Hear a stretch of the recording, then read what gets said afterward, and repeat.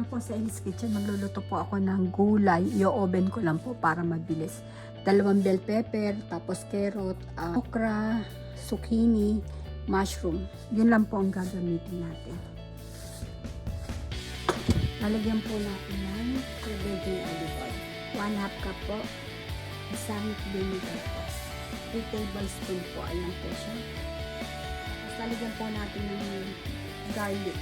Isang ganito po ginamit ko. Yan po siya. Saka po mga 1/4 po na parsley. Tapos, ang ilalagay ko po na pampaanghang. Ito po siya. Para po masarap. Saka konti po kasi. Yan po. Haluin lang po. Bango po. Hindi pa luto. Ang bango na. Sarap. Lalagyan ko na po yung igos, zucchini, tsaka mushroom.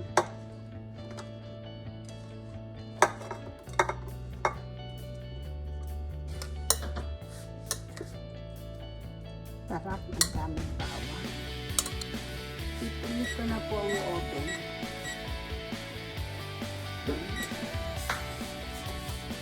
Habang hinahalo ko, pinapainit ko na po yung oven. Purong gulay po. Ito po pinakakanin natin. Gulay tsaka lemon. Nahalo ko po para lahat malasa. Ayan na po siya. Ayan. Ito na po yung gulay. Tinanggal ko na po yung takip. Ayan po yung mabilisan. Lalagyan ko lang po siya nito.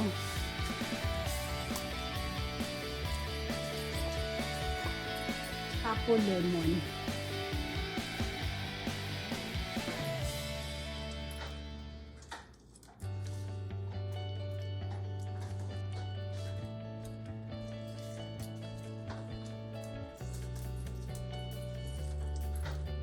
Lalagyan po natin ng garlic plus.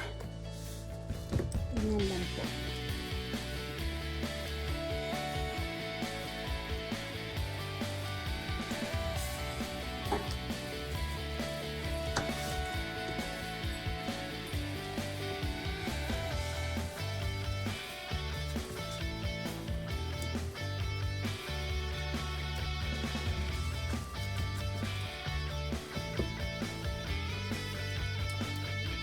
Saka po parsley. 4 ingredients lang po. Ayan po. Saka po parsley. Ayan po.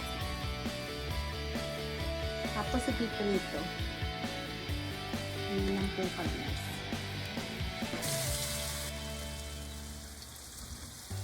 Ito na po siya.